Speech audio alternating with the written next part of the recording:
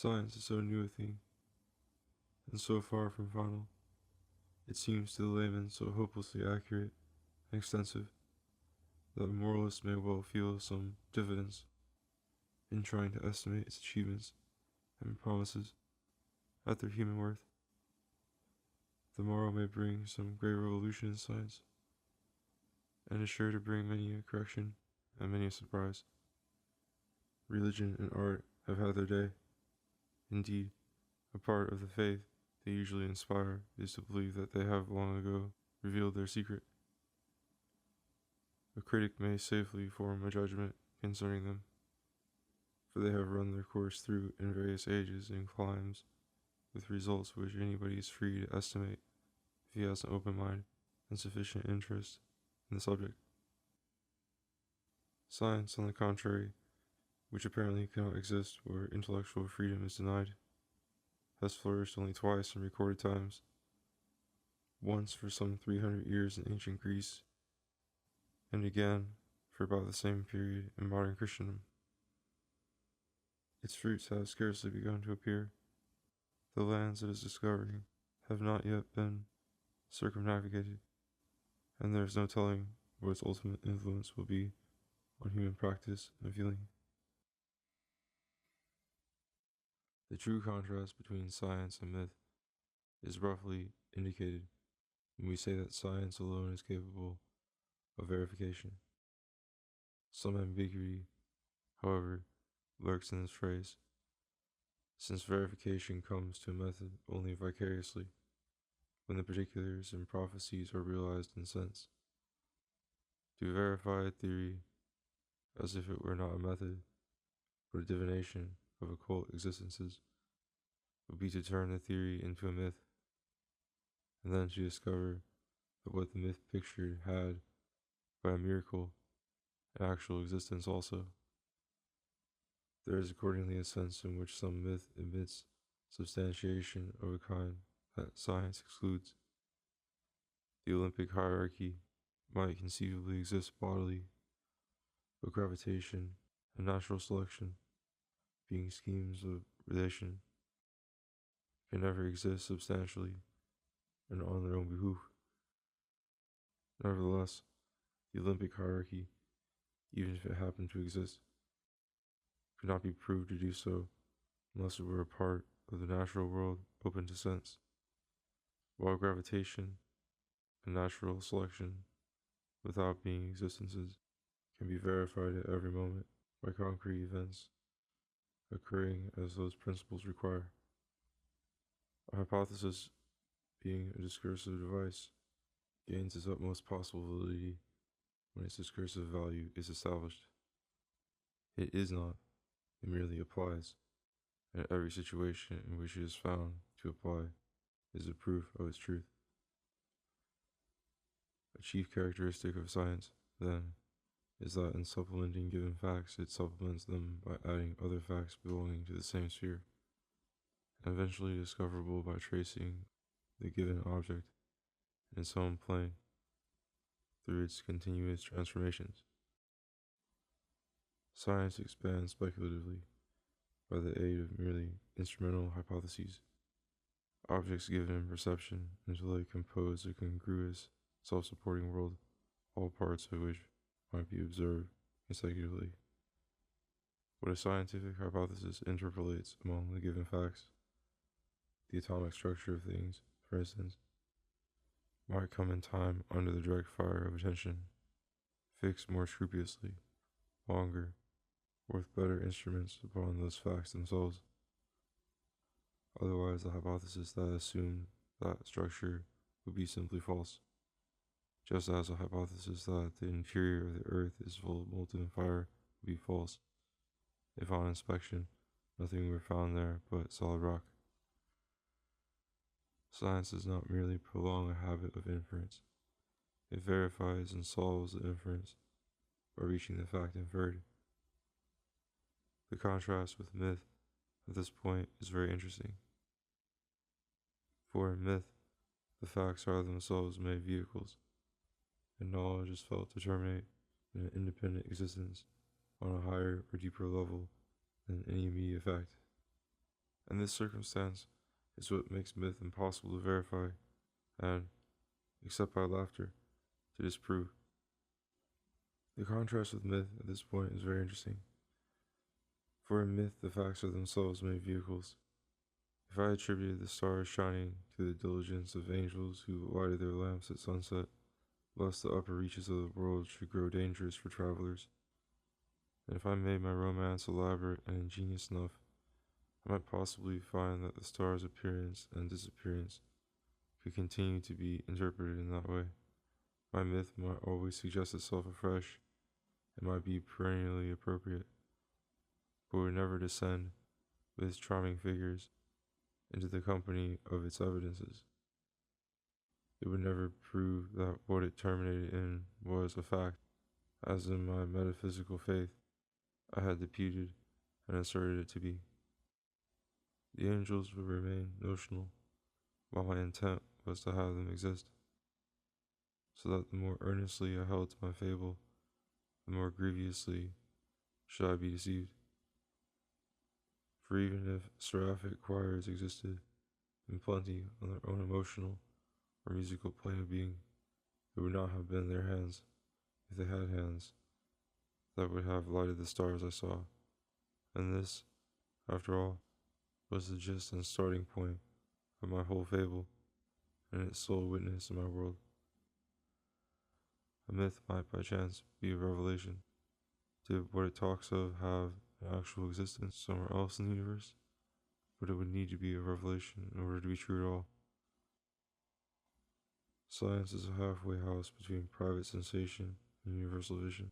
We should not forget to add, however, that the universal vision in question, if it were to be something better than private sensation or passive feeling in greater bulk, would have to be intellectual, just as science is.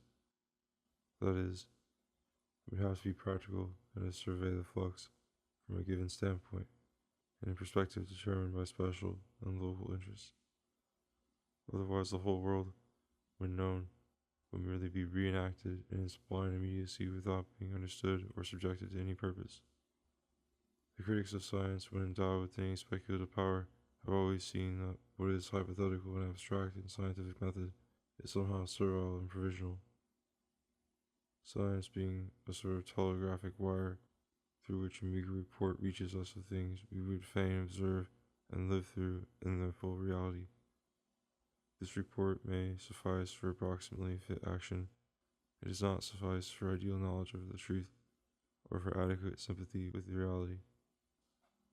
What commonly escapes speculative crises of science, however, is that in transcending hypothesis and reaching immediacy again, we should run a great risk of abandoning knowledge and sympathy altogether.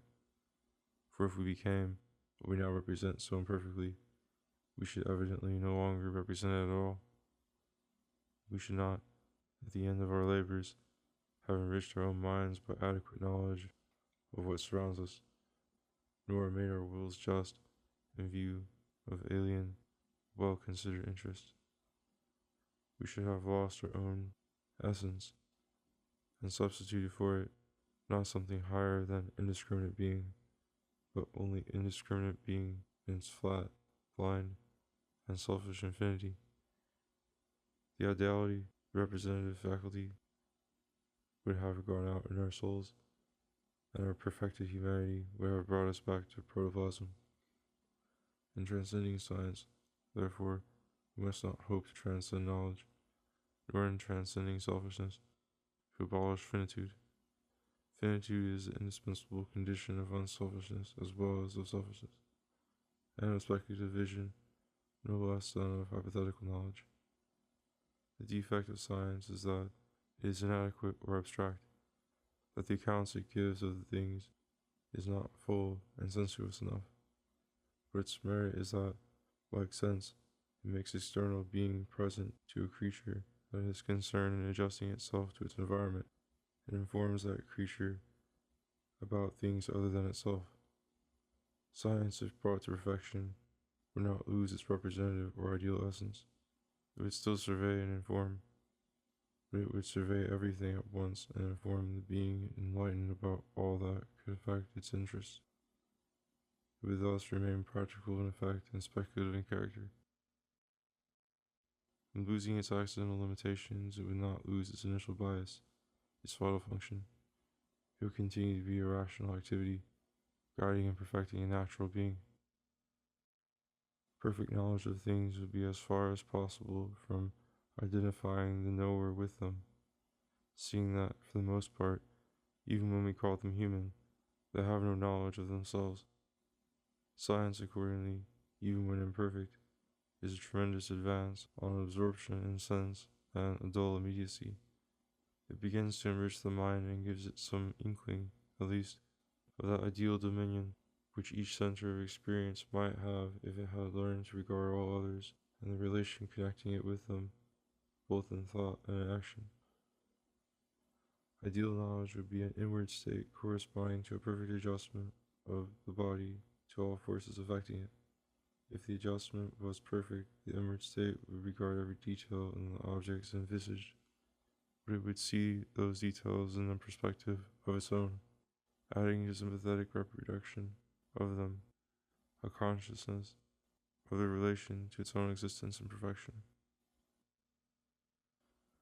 The fact that science expresses the character and relation of objects in their own terms has a further important consequence, which serves again to distinguish science from metaphorical thinking. If a man tries to illustrate the nature of a thing by assimilating it to something else which he happens to have in mind at the same time, it is obvious that a second man, whose mind is differently furnished, may assimilate the same object to a quite different idea. Some myths are centrifugal, and the more elaborate and delicate they are, the more they diverge, like well-developed languages. The root beginnings of myth in every age and country bear a certain resemblance, because the facts interpreted are similar, and the minds reading them have not yet developed their special grammar of representation.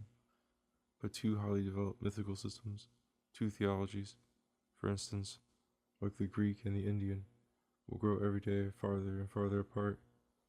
Science, on the contrary, whatever it may start with, runs back into the same circle of facts, because it follows the lead of the subject matter, and is attentive to its inherent transformations. Men asleep, said Heraclitus, live each in his own world, but awake they live in the same world together. To be awake is nothing but to be dreaming under control of the object. It is to be pursuing science to the comparative exclusion of mere mental vegetation and spontaneous myth. Thus, if our objects are the same, our science and our waking lives will coincide. Or if there is a natural diversity in our discoveries, because we occupy different points in space and time, and have a varying range of experience, these diversities will nevertheless supplement one another. The discovery that each has made would be a possible discovery for the others also. So a geographer in China and one in Babylonia may at first make wholly unlike maps, but in time both will take note of the Himalayas, and the side each approaches will slope up to the very crest approached by the other. So science is self-confirming, and its most disparate branches are mutually illuminating, while in the realm of myth, until it's surveyed scientifically, there can be nothing but mutual repulsion and incapacity to understand. Languages and religions are necessarily rivals, but sciences are necessarily allies. Science is not absolutely single, but springs up in various places at once, as a certain consistency or method becomes visible in this or that direction. These independent sciences might conceivably never meet at all. Each might work out an entirely different aspect of things and cross the other, as it were, at a different level. This actually happens, for instance, in mathematics as compared with history or psychology, and in morals as compared with physics. Nevertheless, the fact that these various sciences are all human, and that here, for instance, we are all able to mention them in one breath and to compare their natures, is proof that their spheres touch somehow, even if only peripherally. Since common knowledge, which knows of them all, is itself an incipient science, we may be sure that some continuity and some congruity obtains between their provinces. Some aspect of each must coincide with some aspect of some other. else nobody who pursued any one science would so much as suspect the existence of the rest. Great as may be the aversion of learned men to one another, and comprehensive as may be their ignorance, they are not positively compelled to live in solitary confinement, and the key of their prison cells is at least in their own pocket. Some sciences, like chemistry and biology, or biology and anthropology, are parted only, we may presume, by accidental gaps in human knowledge. A more minute and better directed study of these fields would doubtless disclose their continuity with the fields adjoining. But human understanding has used, from the beginning, a double method of surveying and arresting ideally the inseparable flux of being. One expedient has been to notice and identify similarities of character, recurrent types, in the phenomena that pass before it or in its own operations. The other expedient has been to note and combine in one complex object characters which occur and reappear together. The latter feat, which is made easy by the fact that when various senses are stimulated at once, the inward instinctive reaction, which is felt by a primitive mind more powerfully than any external image, is one and not consciously divisible. The first expedient imposes on the flux what we call ideas, which are concretions in discourse, terms employed in thought and language. The second expedient separates the same flux into what we call things, which are concretions in existence, complexes of qualities subsisting in space and time, having definable dynamic relations there and a traceable history. Carrying out this primitive diversity and reflection, science has moved in two different directions. By refining concretions in discourse, it has attained to mathematics, logic, and the dialectical developments of ethics. By tracing concretions in existence, it has reached the various natural and historical sciences. Following ancient usage, I shall take the liberty of calling the whole group of sciences, which elaborates ideas, dialectic, and the whole group that describes existences, physics. The contrast between ideal science, or dialectic, and natural science, or physics, is as great as the understanding of a single experience could well afford. Yet the two kinds of science are far from independent. They touch at their basis and they cooperate in their results. Were dialectic made clearer, or physics deeper than it commonly is, these points of contact would doubtless be multiplied. But even as they stand, they furnish a sufficient illustration of the principle that all science develops objects in their own category and gives the mind dominion over the flux of matter by discovering its form. That physics and dialectic touch at their basis may be shown by a double analysis. In the first place, it is clear that the science of existence, like all science, is itself discourse, and that before concretions in existence can be discovered and groups of coexistent qualities can be recognized, these qualities themselves must be arrested by the mind, noted, and identified in their recurrences.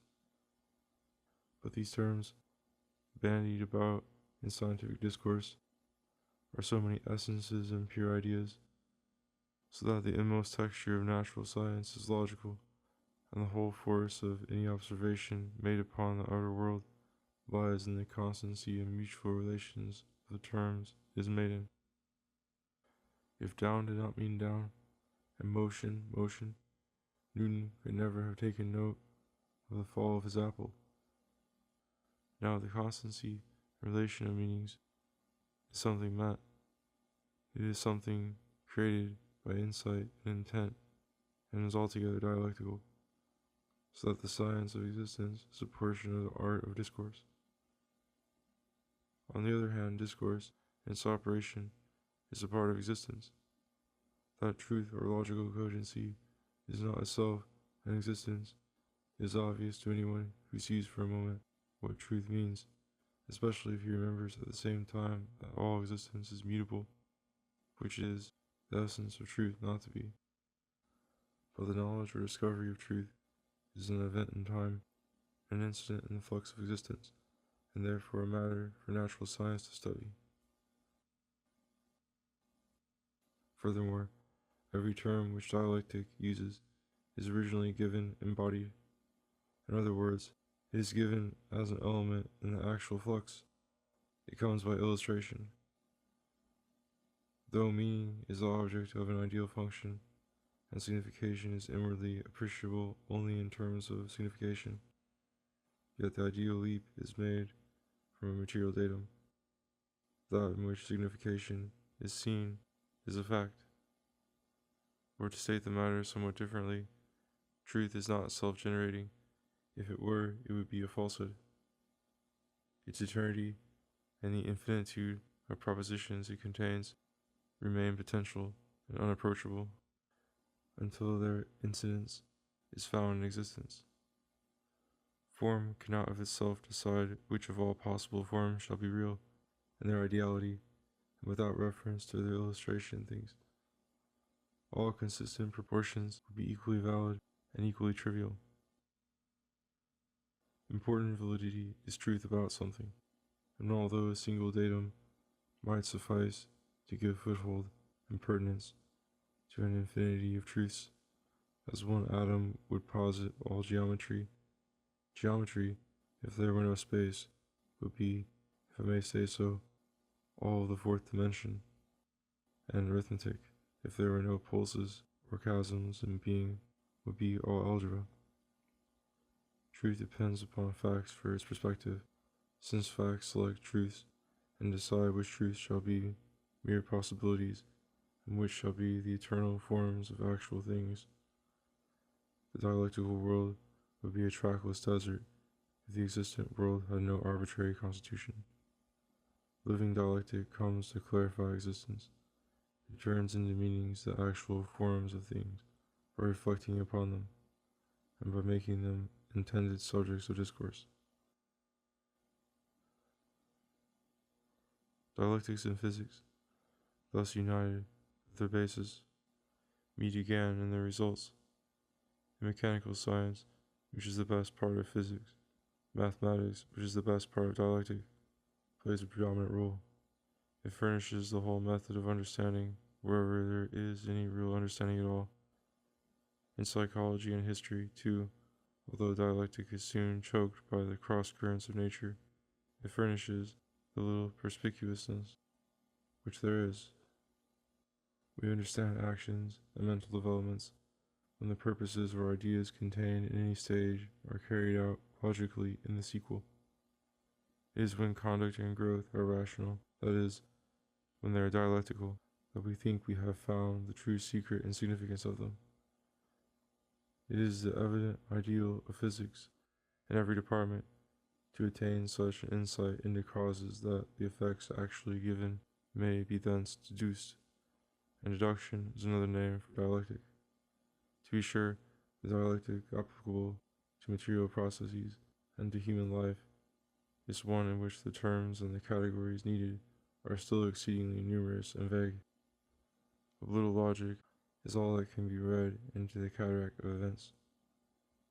But the hope of science, a hope which is supported by every success it scores, is that a simpler law than has yet been discovered will be found to connect units subtler than those yet known, and that in these finer terms the universal mechanism may be exhaustively rendered.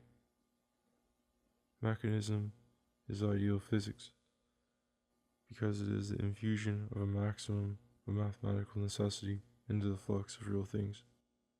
It is the aspiration of natural science to be as dialectical as possible, and thus, in their ideal, both branches of science are brought together. That the ideal of dialectic is to apply to existence, and thereby to coincide with physics, is in a sense no less true, although dialecticians may be little inclined to confess it. The direct purpose of deduction is to elucidate an idea, to develop an import, and nothing can be more irrelevant in this science than whether the conclusion is verified in nature or not. But the direct purpose of dialectic is not its ultimate justification. Dialectic is a human pursuit and has at bottom a moral function, otherwise at bottom it would have no value, and the moral function and ultimate justification of dialectic is to further the life of reason, in which human thought has the maximum practical validity, and may enjoy in consequence the richest ideal development. If dialectic takes a turn which makes it inapplicable in physics, which makes it worthless for mastering experience, it loses all its dignity. For abstract cogency has no dignity if the subject matter into which it is introduced is trivial. In fact, were dialectic a game in which the counters were not actual data and the conclusions were not possible principles for understanding existence, it would not be a science at all. It would resemble a counterfeit paper currency, without intrinsic value and without commercial convenience. Just as a fact without implications is not a part of science, so a method without application would not be. The free excursions of dialectic into non-natural regions may be wisely encouraged when they satisfy an interest which is at bottom healthy and may, at least indirectly, bring with it excellent fruits. As musicians are an honor to society, so are dialecticians that have a single heart and an exquisite patience. But somehow the benefit must redound to society and to practical knowledge, or these abstracted hermits will seem at first useless and at last mad. The logic of nonsense has a subtle charm only because it can so easily be turned into the logic of common sense. Empty dialectic, as it were, the ballet of science. It runs most neatly after nothing at all. Both physics and dialectic are contained in common knowledge. When carried further than men carry them in daily life, these sciences remain essentially inevitable and essentially fallible. If science deserves respect, it is not for being oracular, but for being useful and delightful, as seeing is. Understanding is nothing but seeing under and seeing far. There is indeed a great mystery in knowledge, but this mystery is present in the simplest memory or presumption. The sciences have nothing to supply more fundamental than vulgar thinking, or, as it were, preliminary to it. They are simply elaborations of it. They accept its presuppositions and carry on its ordinary processes.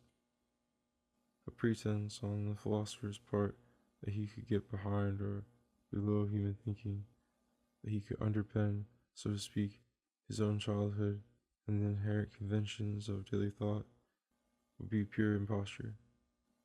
A philosopher can of course investigate the history of knowledge, he can analyze its method and point out its assumptions, but he cannot know by other authority than that which the vulgar know by.